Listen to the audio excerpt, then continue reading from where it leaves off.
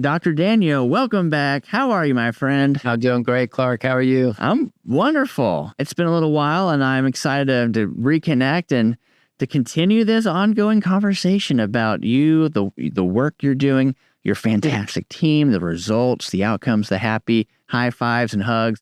And detail matters. So we're going to talk about a great topic tonight. So Yeah. So DHI. A lot of times on this podcast, we talk about FUE, right? That's a specialty that you have, and you're one of the best around to do FUE hair transplants. But what is DHI? And again, just in case this is someone's first time listening in or watching, I would also love to have you quickly explain FUE just so we can continue to have that teaching. Sure.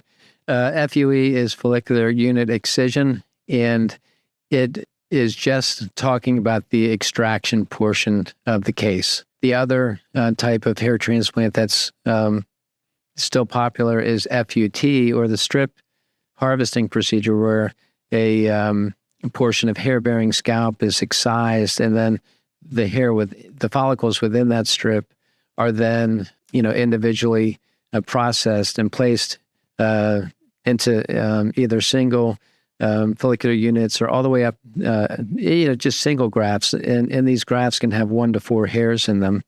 The problem is that you're left with a linear scar.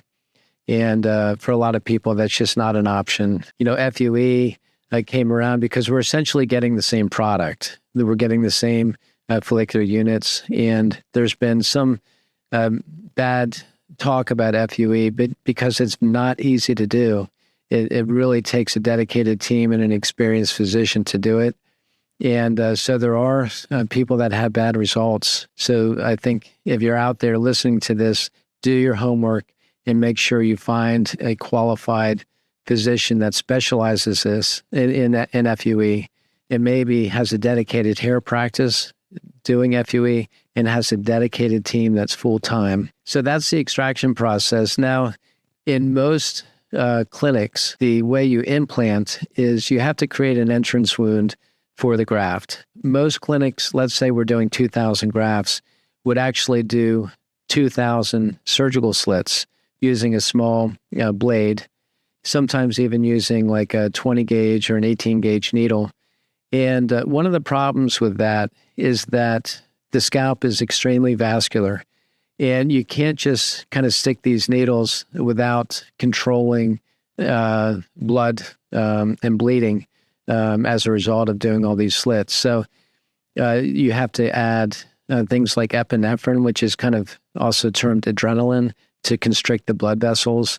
You have to inject fluid into the scalp to create almost like a high tide effect to lift the skin off of the vasculature. And what happens generally with those types of procedures, people end up with a lot of swelling in the face.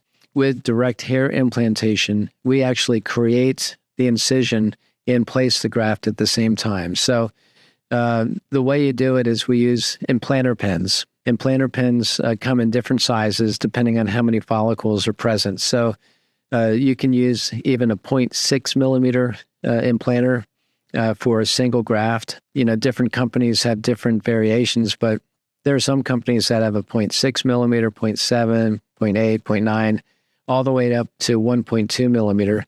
We use Lion pen implanters. We've been through a lot of different companies. I think they're easy to use, easy to control, and we've had a great relationship with our rep here in the United States for the Lion implanter pen. When you're creating an incision and placing the graft, so what happens is the graft plugs the hole. So there's really no bleeding, occasional bleeding, but not like doing all these surgical slits. And because the graft plugs the hole, the bleeding that's created from the incision actually ends up around the bulb of the hair, which actually creates a nice stable clot.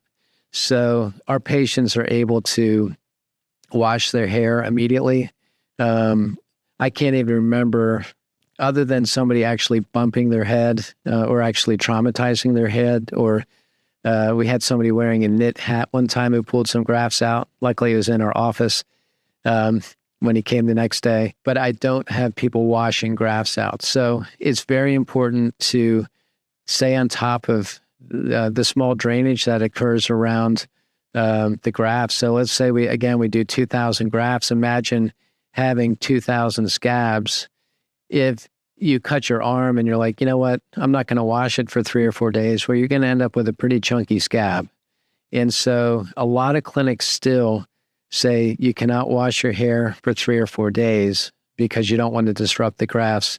And that's not the process that we do. You want to clean these grafts, and it makes healing so much better and more concealed. Less itching, and I think less chance of actually disrupting the graft, because if you have a big chunky scab and you push on that, you could potentially disrupt the graft. Makes a lot of sense. So, yeah. And the other thing with the DHI is angle control is great. I mean, I can come this way, I can come that way, I can come forward, I can come backwards, I can lay it at any angle. I can, when we do side temporal work, we're literally laying the grafts almost, parallel to the skin. Yeah, the visual I see, if someone's listening, it looks like a visual of like shingles on a roof. Is that right? Yeah. But the point is, you're able to directionally place the hair to be the most natural look. Yes, and this is a vital part of the procedure. So if you think, the physicians are doing the surgical slits, or they should be. I mean, there are a lot of clinics out there where technicians are doing surgical slits, which is not ethically sound. I'll just leave it at that. So the direct hair implantation allows me or my physician's assistants who are licensed and under my direction to place grafts. And again, we get angle control. And as we're placing, we can see the top of the graft, because the top of the graft is at an angle to actually dial in that curl. So then we have curl and angle control, and we're doing this real time. The other thing that's great about DHI, which is different than if you're doing surgical slits. So I would say the majority of my patients have some hair loss, but not like totally bald, especially with women. And it is extremely hard to do surgical slits around existing hair and then have technicians find those slits and actually take a hair on a forceps and place them around the existing hair without them getting caught. There's just too much manipulation. So with the DHI, the graft is loaded into the pen implanter, and then we can easily place around the existing hair at the same angle. I rarely, if ever, get hair shedding of existing hair when we place around, and that means that we're not damaging the existing hair. It just makes it so much faster. The other thing, because I do work with physician's assistants, and we can work as a team where we can extract and place at the same time, especially when we're working on a crown, and that really cuts down on the out-of-body time that the grafts are actually extracted from the head and then placed into the head. It really cuts down the time of the procedure. And these procedures can get really long, especially 2,000 grafts or above. When we're doing chest, abdominal hair, or beard, we can literally be extracting. People are sitting up, and we can go right to placing.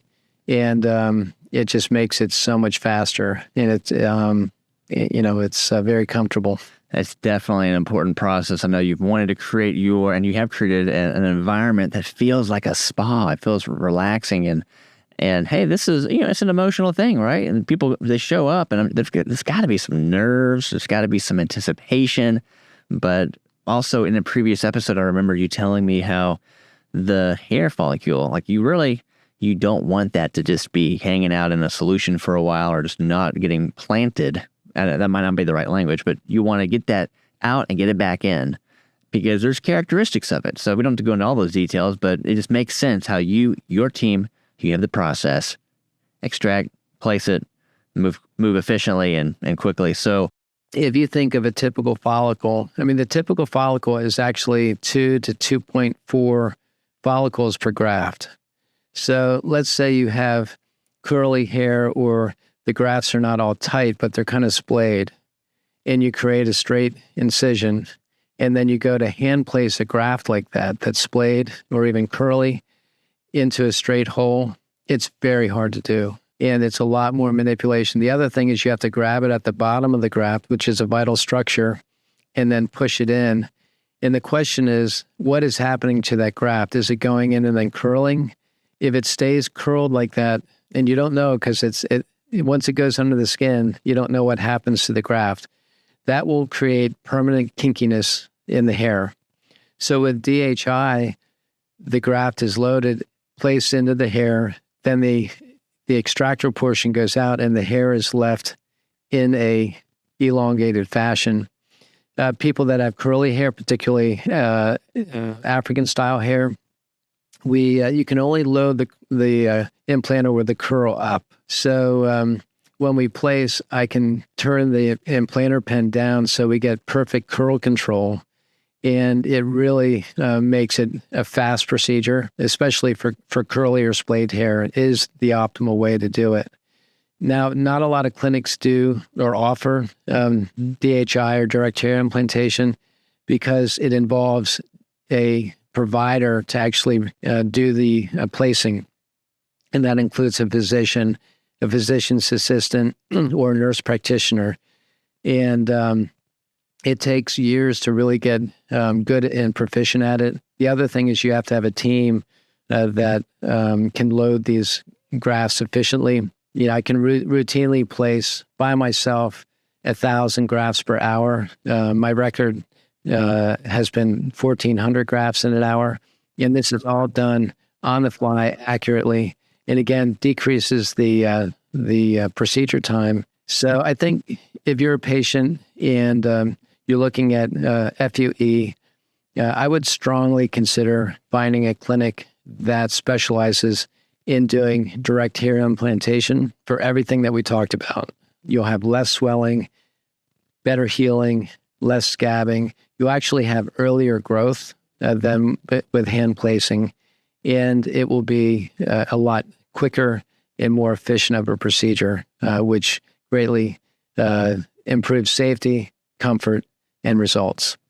Hey, I feel like that is quite the compelling overview of all of that. And I was just thinking earlier, wow, you got to be really moving whenever you're making this efficient process. But I know it's not just you making that happen. You have built and trained this team who works closely with you. And another distinguishing part about you and your team is you being a doctor. This is a very important part of your practice where everything is surrounding that with you and your trained medical team.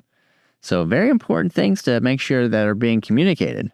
I think I was the second physician in the country to implement DHI in their practice, and I've been doing exclusively DHI since about 2013. And I've placed, we've talked about this before, millions of grafts using DHI.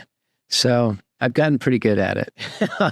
My PAs are in the hundreds of thousands. My Lena, who's been with me a little bit longer, we estimate that she's done well over 1 million grafts. So she is highly effective. And Kaylee, my other physician's assistant, who came a little bit later, is close behind her, and they do just an incredible job.